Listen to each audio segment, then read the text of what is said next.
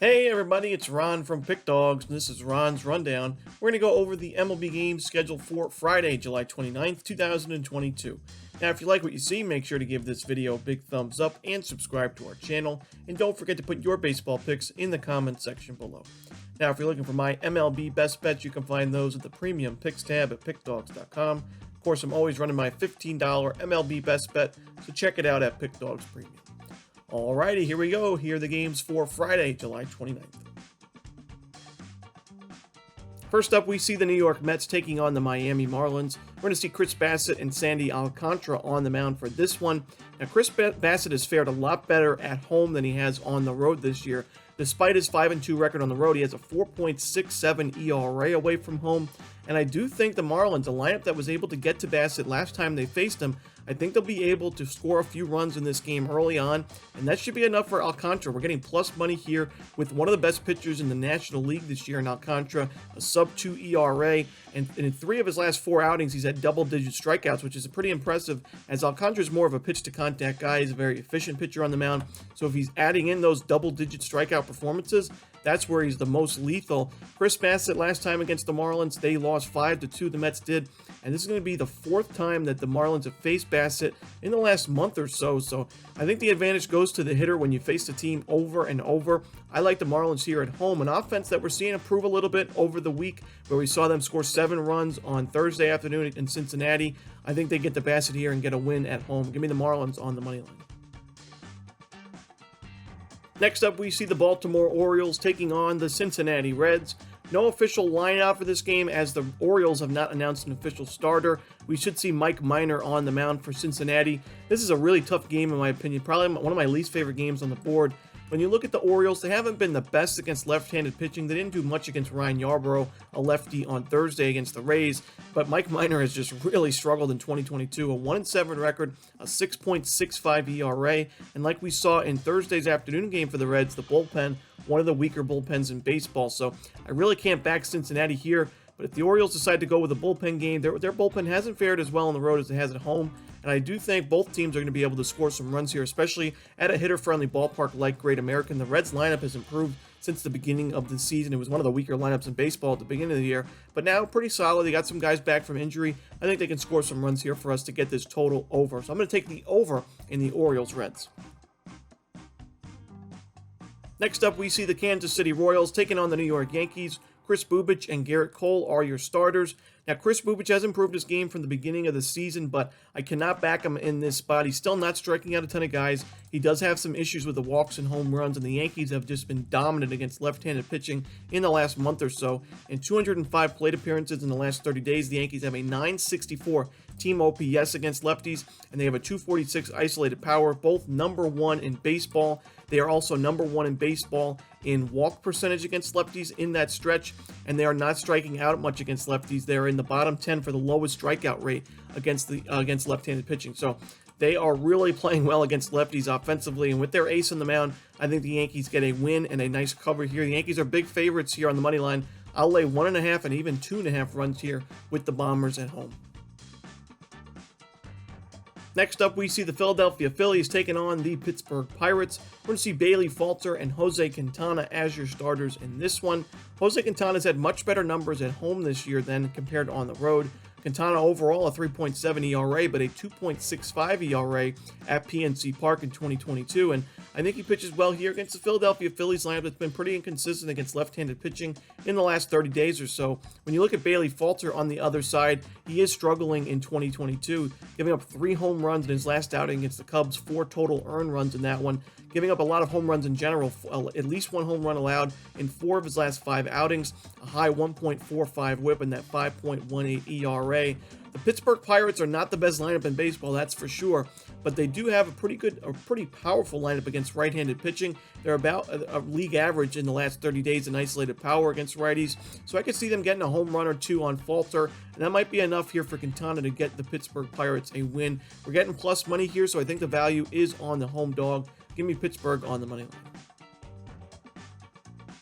In our next matchup, we see the St. Louis Cardinals taking on the Washington Nationals. Miles Mikolas and Anibal Sanchez are your projected starters. Now, Mikolas struggled in his last outing, gave up 6 earned runs and only 5 innings of work, but that was at Great American Ballpark. a very, very hitter-friendly park. Now you're going to be at Washington, which is also considered a hitter-friendly park, but you're facing a weak Nationals lineup, and you've also got Anibal Sanchez on the other side. He is not backable in my opinion. He's 0-2 so far, 6.3 ERA. He's only had 2 outings. 10 innings combined, giving up 7 earned runs, 3 home runs, 4 walks. He does have 9 strikeouts, which is a little bit surprising. He's not really known to be a strikeout guy in his later years in his career, but I do not trust him in this outing against the Cardinals. They've been very good against right-handed pitching. They're getting Goldschmidt and Arenado back in their lineup after they were not allowed to make the trip to Toronto. I think this is going to be a good offensive performance for St. Louis, and they're big favorites on the road for a reason. So give me the St. Louis Cardinals on the run line, laying the 1.5 runs. In our next matchup, we see our Apple TV game. The Detroit Tigers and the Toronto Blue Jays. Brian Garcia and Alek Manoah are the starters. This is going to be the season debut at the major league level for Brian Garcia. All of his outings this season have been in the minor leagues. So this is actually going to be his first career start at the major league level as well. All 72 appearances he's had in a Tigers uniform have been out of the bullpen. So the first career start and the season debut. And I'm not sure I can back him in this spot. When you look at his numbers in the farm system at Toledo AAA, a 2.9 ERA looks really good on paper, but let's look at the whip, a 1.438 whip, a 6.9 strikeouts per 9 rating is very, very low, well below average, and a 4.9 walks per 9 rating is way above average in terms of allowing walks. That would be near the bottom first percentile in the league right now. Doesn't give up a ton of home runs in AAA, but in recent years in the major league level, giving up a ton. In 2021, he had 2.3 home runs per 9 rating. I don't like him in this outing. I think it's great to see him making his season debut, but Alek Manoah on the other side has been fantastic for Toronto this season. The Tigers lineup has really struggled against right-handed pitching, and the Tigers overall have not been good on the road this season. Manoah at home is even better, a 6-1, 2.10 ERA. I like him at home here. I like the Toronto Blue Jays to roll in this one. Give me the Blue Jays on the run line, laying the 1.5 and maybe even 2.5 runs in this one. Next up, we see the Cleveland Guardians taking on the Tampa Bay Rays. We're going to see Shane Bieber and Jeffrey Springs as your starters. Now, the Guardians opened up as the favorite in this game. Now the Rays are the favorites at -115, and I do like the Rays in this spot. Although they were pretty unimpressive in that Orioles series, they get back home where they have a 31-18 home record.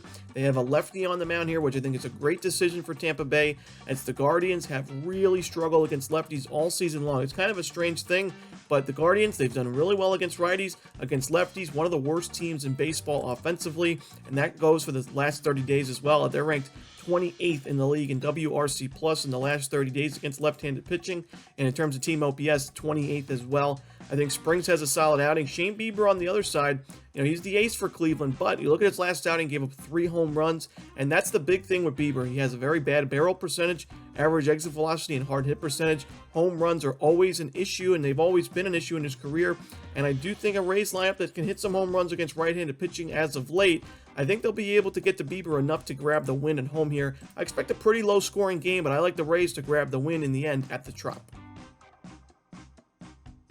Next up, we see the Milwaukee Brewers taking on the Boston Red Sox. Brandon Woodruff and Brian Bello as your starters.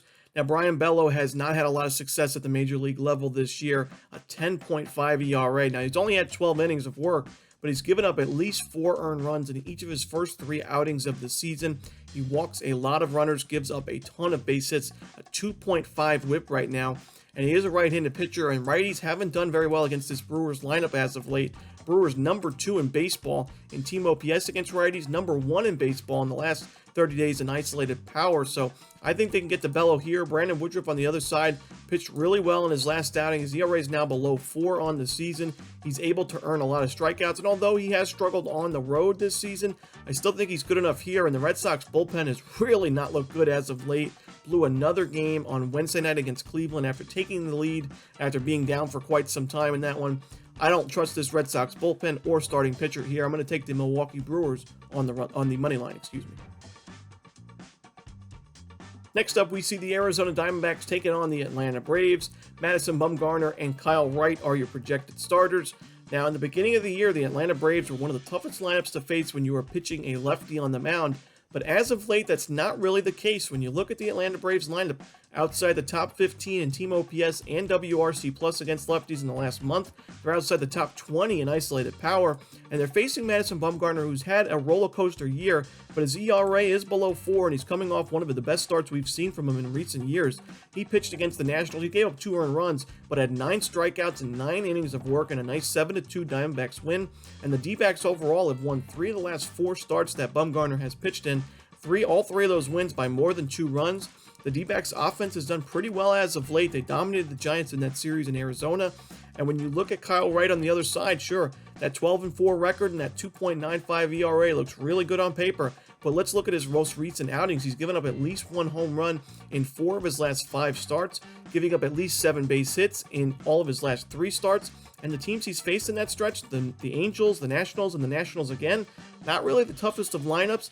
I think the Diamondbacks can get to right here for a home run or 2. I think Bumgarner pitches well enough to keep the D-backs competitive. And I'm going to take Arizona on the run line. The Braves are big favorites, so we don't even have to take Arizona on the money line.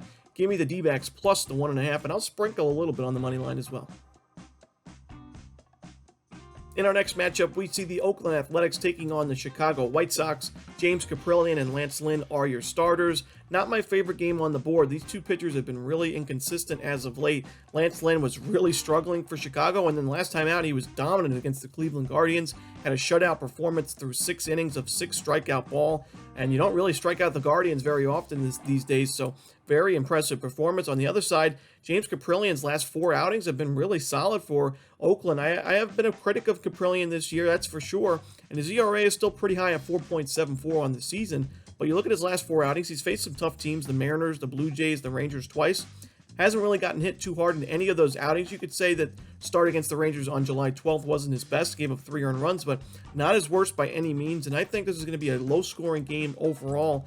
This season, both of these teams have been well below average against right-handed pitching offensively. I think we see a low-scoring game. I like the White Sox to win it in the end, but I don't love the price they were getting here with Chicago, so give me the under in the A's-White Sox game. Next up, we see Robbie Ray and the Seattle Mariners taking on Justin Verlander and the Houston Astros. Now, Robbie Ray had one of his worst starts of the season last time out against these Houston Astros. He went 3 innings, 10 hits, 6 earned runs, and 2 homers. He's now given up 9 earned runs and 4 home runs with 16 base hits in his last 9 2/3 innings. Now, he had 12 strikeouts in that Rangers start back on July 15th, and we've seen him be able to strike out some hitters here and there in 2022, but overall, the strikeout numbers haven't been the same for Robbie Ray this season. I think that's one of the biggest reasons why he struggled in 2022 overall.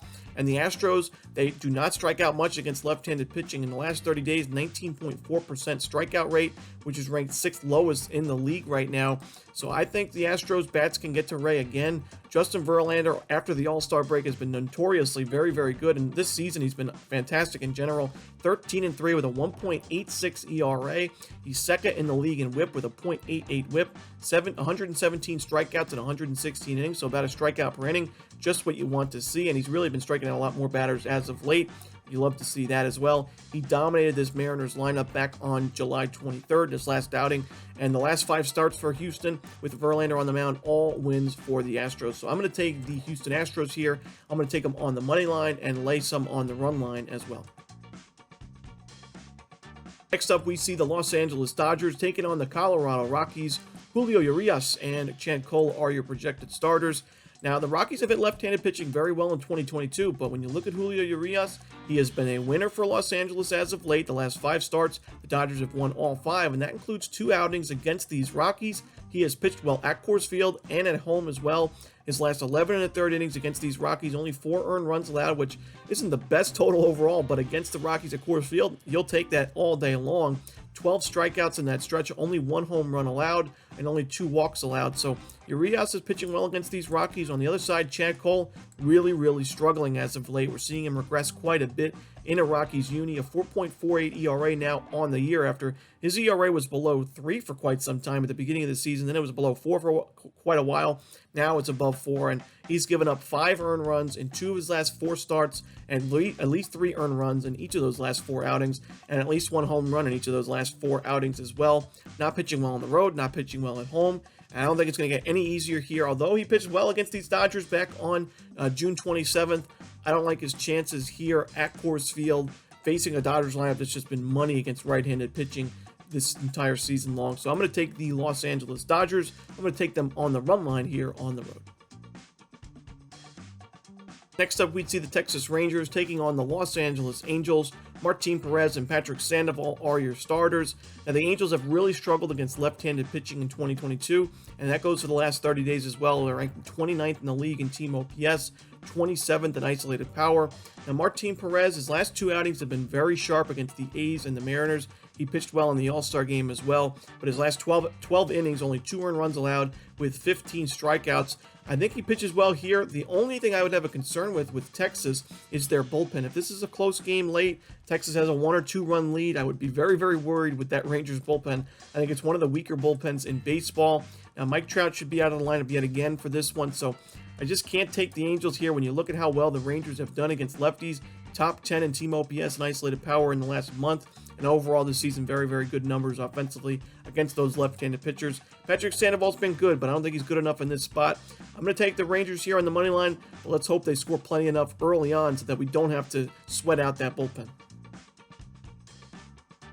Next up, we see the Minnesota Twins taking on the San Diego Padres. We're going to see Blake Snell and Joe Ryan as your starters. Now, there's been some rumors that Blake Snell may be connected with the Twins at the trade deadline, especially if they're able to land Juan Soto, but I'm not sure how much I believe in that. We'll see. This is an audition here for Blake Snell in front of the Twins, but I still think that Joe Ryan is the better option here. I am a believer in Blake Snell in terms of long-term game. He's got really good strikeout stuff, but the walks and home runs continue to hurt him, and the Twins have been very good against lefties. In the last month, they're ranked 4th in team OPS, 5th in isolated power. They don't strike out much. They do earn a good amount of walks against lefties, so I think that benefits them in this spot. And Joe Ryan's been very, very good on the road this season, 4-1 with a 2.7 ERA away from home. He's pitching well overall in his recent outings, and I think he's good enough here. Twins bullpen's not my favorite, but I think the Twins score enough early on to get a win, and they're getting plus money right now. So give me the Minnesota Twins on the money line, getting the plus money. In our final game of the night, we see the San Francisco Giants taking on the Chicago Cubs. Marcus Stroman and Alex Cobb are your starters. Now, while Alex Cobb did struggle in his last outing, I still am a believer in his game overall. He's got a solid xFIP and expected ERA this season. He's also pitching at home here, where he's fared a lot better overall, 3.02 ERA at home, and a more pitcher-friendly ballpark, so that's pretty natural. On the other side, Marcus Stroman, he's pitching a lot better in the second half than he did at the beginning of the season. Look at his last 3 outings against the Dodgers, Mets, and Phillies. Some tough lineups there. No earned runs against the Dodgers in 4 innings, only 1 earned run in 4 1/3 against his former team in the Mets, and only 1 earned run against the Phillies in 6 innings of work in a Chicago Cubs victory there. I think Stroman pitches well here again. You look at the Giants, 28th in isolated power in the last 30 days against righties, 28th in team OPS against righties in the last month as well. I can't trust this Giants lineup against a righty right now. I think Alex Cobb delivers as well. Give me the under in this Cubs-Giants game to end the night. And that's it. Those are the games for Friday, July 29th. Hope you enjoyed this video. If you did, don't forget to hit that like button and subscribe. And don't forget to put your baseball picks in the comment section below. Again, if you're looking for my best bets, you can find those at Pick Dawgz Premium. As always, this is Ron Romanelli. Good luck.